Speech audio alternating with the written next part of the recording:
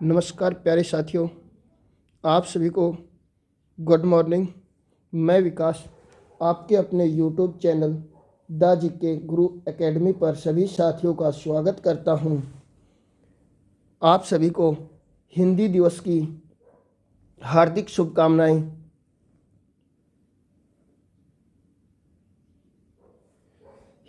विश्व हिंदी दिवस की सभी साथियों को ढेर सारी बधाई, शुभकामनाएं।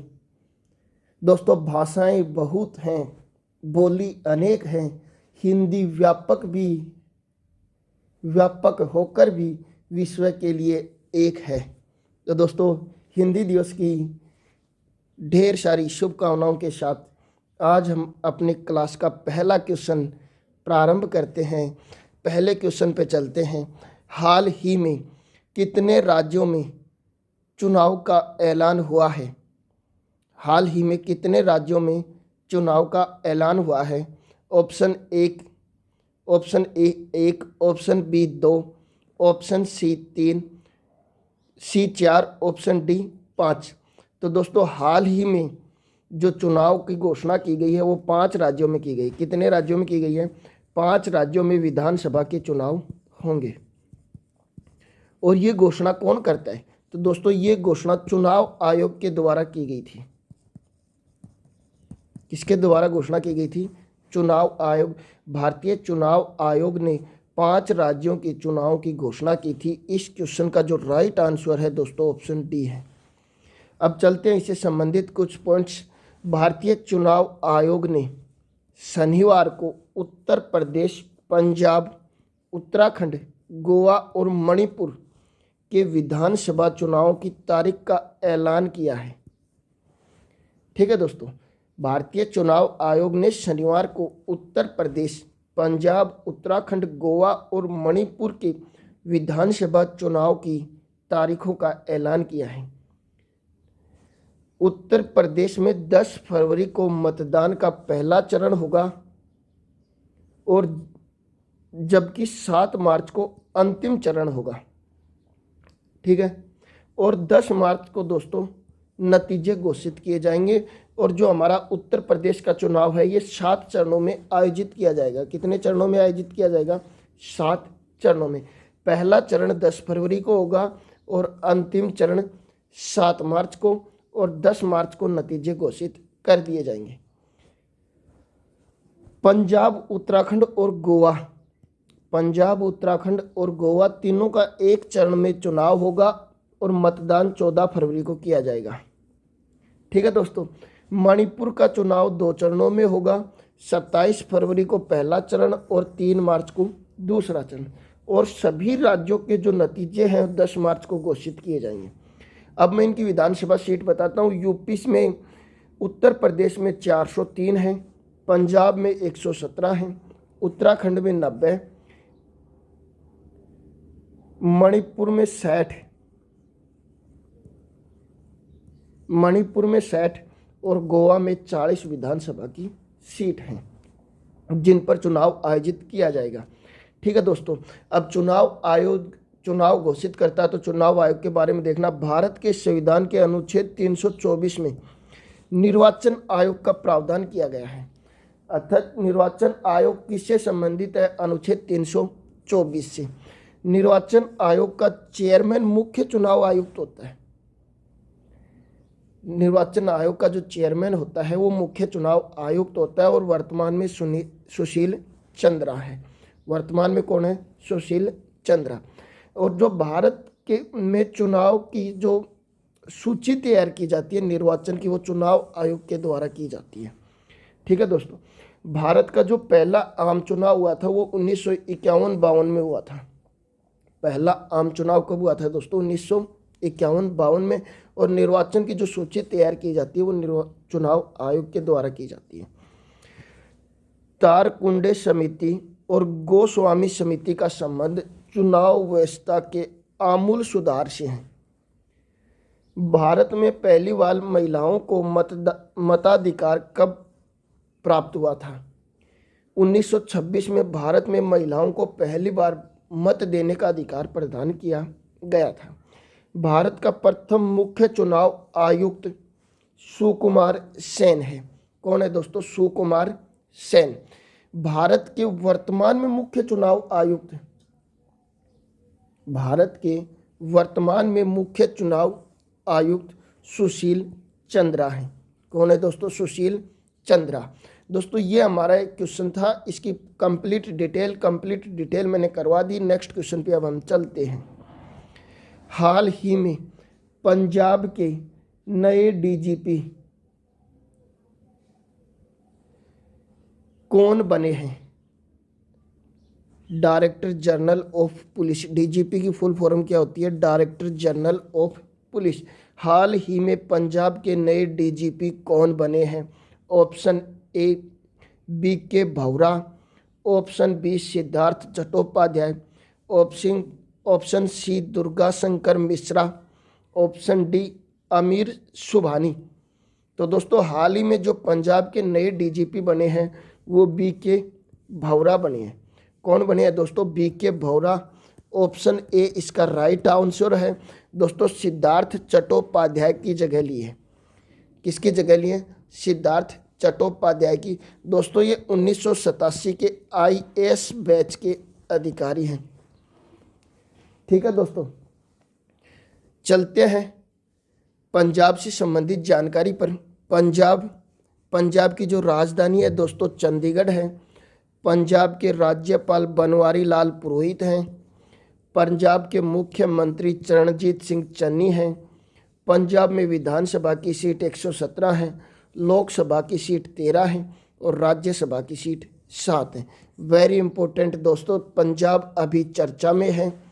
पंजाब से क्वेश्चन आ सकता है क्योंकि पंजाब में प्रधानमंत्री के जो काफिले हैं उसको रोका गया था किसी आपदा के कारण, इसलिए ये चर्चा में है और यहाँ से क्वेश्चन आ सकता है।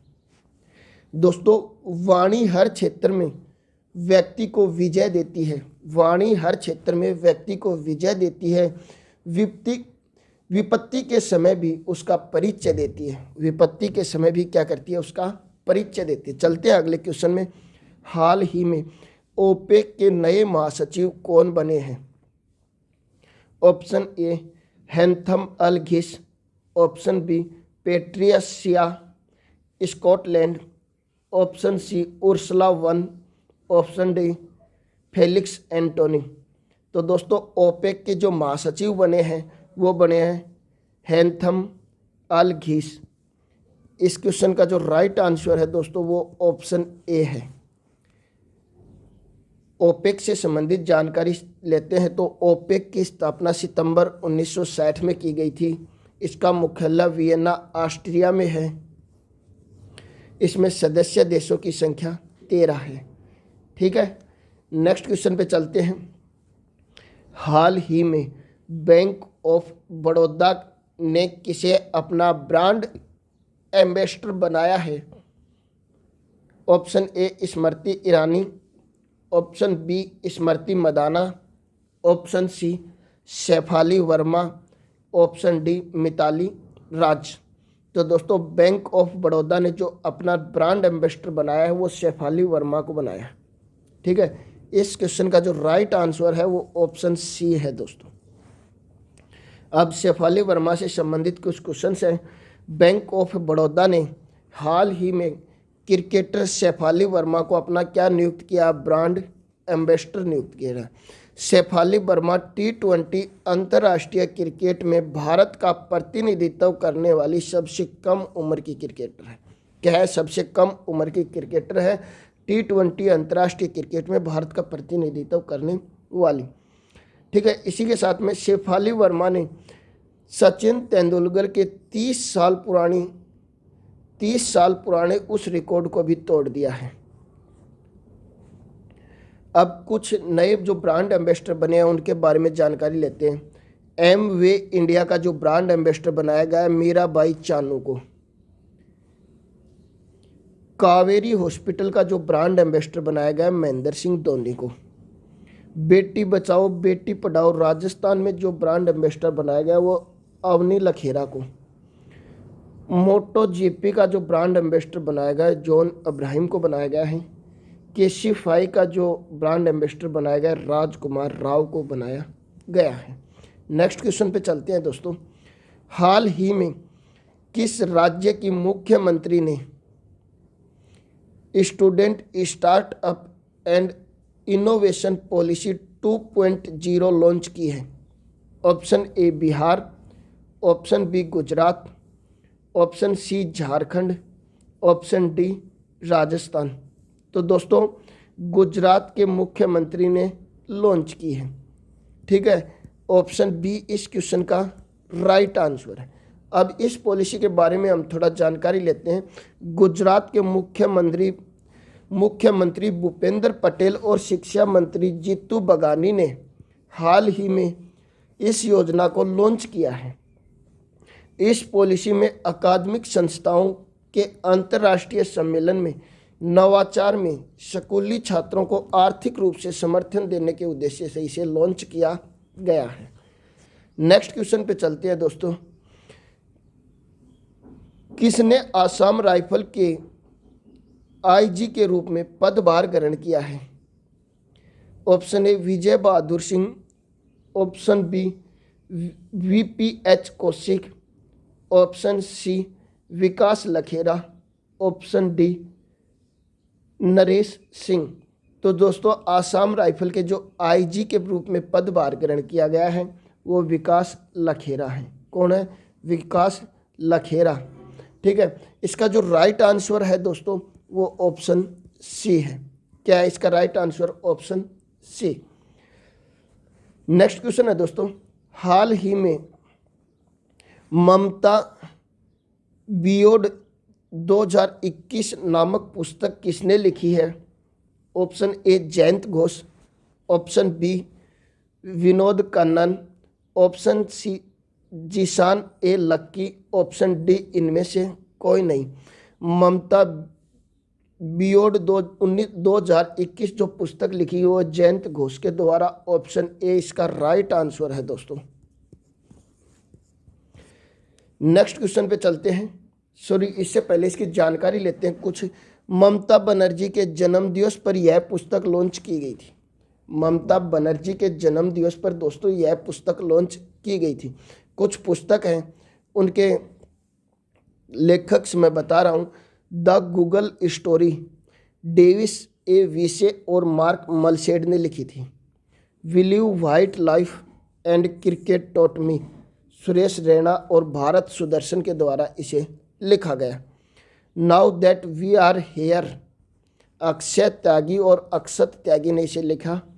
इंडिया और China they are not friend, Kranti Vajpayee के द्वारा लिखित पुस्तक है। इनको एक बार ध्यान से लिखना, हर पेपर में एक क्वेश्चन, एक बुक्स का नाम आपसे पूछा जाता है।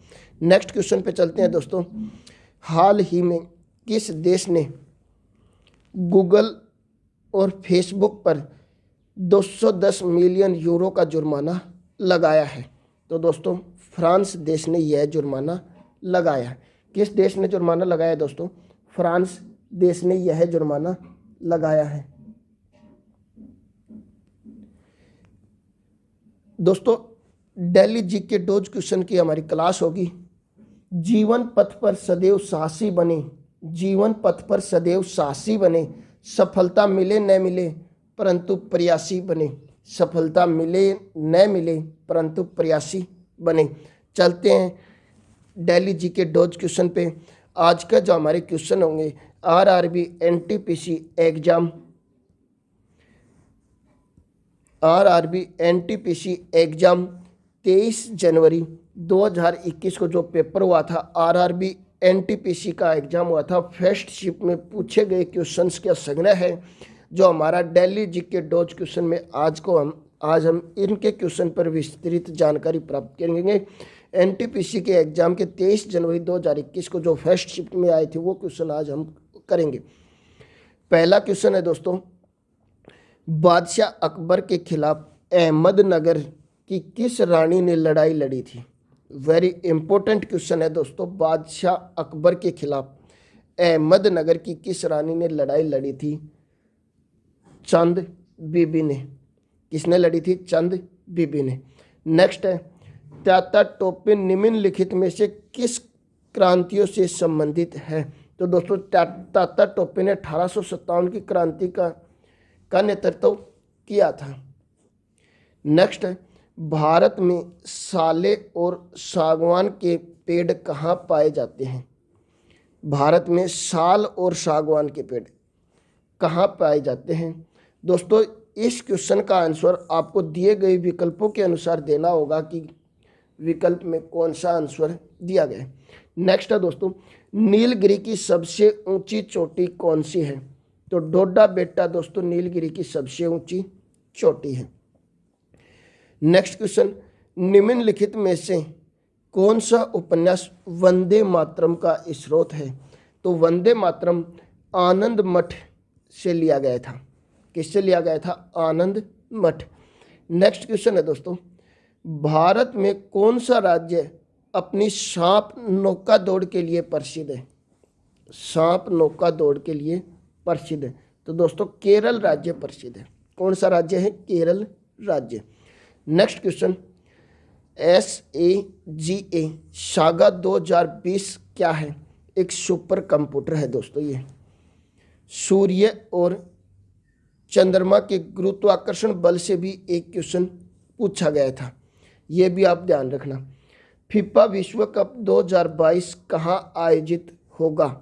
दोस्तों कतर में आयोजित होगा। कहाँ पे आयोजित होगा? कतर में। नेक्स्ट क्वेश्चन, भारतीय संविधान में कितने लेख हैं? भारतीय संविधान में कितने अनुच्छेद हैं? तो 395 अनुच्छेद हैं।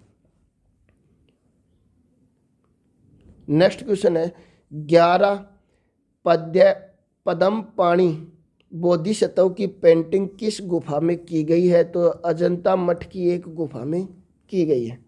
नेक्स्ट क्वेश्चन है दोस्तों, पैरेनकाइमा किस प्रकार का उत्तक है? तो दोस्तों सरल स्थायी उत्तक है ये। नेक्स्ट क्वेश्चन है दोस्तों, विलुप्त प्रजाति का उल्लेख किस पुस्तक में किया जाता है? लाल डेटा बुक में किया जाता है। लाल डेटा बुक में इसका उल्लेख किया जाता है विलुप्त प्रजातियों का। नेक्स्ट क्वेश्चन है, भारतीय राष्ट्रीय कांग्रेस का पहला ग्रामीण सम्मेलन जो 51वां राष्ट्रीय सम्मेलन था जो फैजपुर में हुआ था। नेक्स्ट क्वेश्चन है, एक निब्बल किसके बराबर है? तो 4 बिट्स के बराबर दोस्तों एक निब्बल है। बिल्कुल इजी क्वेश्चन आए हुए हैं दोस्तों सभी। प्रकाश संश्लेषण के मुख्य घटक कौन से हैं? तो दोस्तों इसका आंसर भी आपको विकल्प को देखते हुए देना होगा, और मैं विकल्प क्वेश्चन में लिख के नहीं लेके आया। भारत का पहला सुपर कंप्यूटर कौन सा था? तो दोस्तों परम 8000 भारत का पहला सुपर कंप्यूटर था। चौसा का युद्ध किस किस के मध्य लड़ा गया था? दोस्तों शेर खान और हुमायूं के मध्य लड़ा गया था 1539 में। कब लड़ा गया था दोस्तों? 1500 मिस टाइपिंग हो गई, 1539 में लड़ा गया था। चौसा के बाद में 1540 में बिलग्राम का युद्ध लड़ा गया, जिसे कन्नौज का युद्ध भी कहा जाता है। चौसा के युद्ध में हुमायूं शेरशाह ने शेर खान ने शेर शाह की उपाधि धारण की थी। नेक्स्ट क्वेश्चन है, एक क्वेश्चन पर्यावरण से संबंधित भी पूछा गया है। नेक्स्ट जो 20 का क्वेश्चन है, जो उपयोगकर्ता और कंप्यूटर के बीच एक अंतरफलक के रूप में कार्य करता है उसे क्या कहा जाता है? उसे सिस्टम कहा जाता है, ऑपरेटिंग सिस्टम। नेक्स्ट क्वेश्चन है, भारतीय संविधान में केशवानंद भारती मामले का क्या महत्व है? यह इस बात की गारंटी देता है कि संसदीय संशोधन द्वारा भारतीय संविधान की मूलभूत या बुनियादी संरचना में कोई बदलाव नहीं किया जाएगा। निम्नलिखित में से यूएनओ का स्थायी सदस्य नहीं है? तो दोस्तों मलेशिया स्थायी सदस्य नहीं है। नेक्स्ट क्वेश्चन है, 1942 में भारत छोड़ो आंदोलन के दौरान अरुणा आसफ अली गांगुली ने भारतीय राष्ट्रीय ध्वज कहाँ फहराया था? तो दोस्तों ग्वालियर टैंक मैदान मुंबई में फहराया था। नाबार्ड का गठन कब हुआ? 12 जुलाई 1982 को नाबार्ड का गठन किया गया था। नेक्स्ट क्वेश्चन है, महालनोबिस मॉडल किस पंचवर्षीय योजना से संबंधित है? दूसरी पंचवर्षीय योजना से संबंधित है। गुजरात में मुख्य तेल क्षेत्र कौन से हैं? ये भी दिए गए विकल्प के आधार पर आपको आंसर देना होगा दोस्तों। 2019 में दूसरा सबसे बड़ा तेल उत्पादक देश कौन सा था? तो दोस्तों रूस था उस टाइम। नेक्स्ट है, यूपीयू का सही पूर्ण स्वरूप है universal portal union. Universal portal union इसका सही रूप है। नेक्स्ट क्वेश्चन, राजस्थान की फड़ चित्रकला किससे संबंधित है? दोस्तों ये धर्म से संबंधित है। CSIR का सही रूप क्या है? Council of scientific and industrial research, वैज्ञानिक और औद्योगिक अनुसंधान परिषद। नेक्स्ट क्वेश्चन है, सेंधा नमक का एस्क क्या है? तो हेलिट जो है वो सेंधा नमक का एस्क है। दोस्तों ये क्वेश्चन थे जो RRB NTPC 23 जनवरी 2021 को फर्स्ट शिफ्ट में पूछे गए थे। आज का सेशन कैसा लगा कमेंट करके ज़रूर बताएं। इसी के साथ में कोई क्वेश्चंस अगर डाउट में है तो आप कमेंट में ज़रूर लिख के बताएं। सेशन पसंद आए तो सेशन को ज़्यादा से ज़्यादा लाइक करना, अपने दोस्तों को शेयर करना। हमारे चैनल पर नए हो तो चैनल को प्लीज़ सब्सक्राइब करना। आपको इस सेशन की PDF प्राप्त करनी है तो आप हमारे व्हाट्सएप नंबर 9671112880 पर व्हाट्सएप मैसेज करके आप सेशन की PDF प्राप्त कर सकते हैं। इसी के साथ में जय हिंद, जय भारत, धन्यवाद।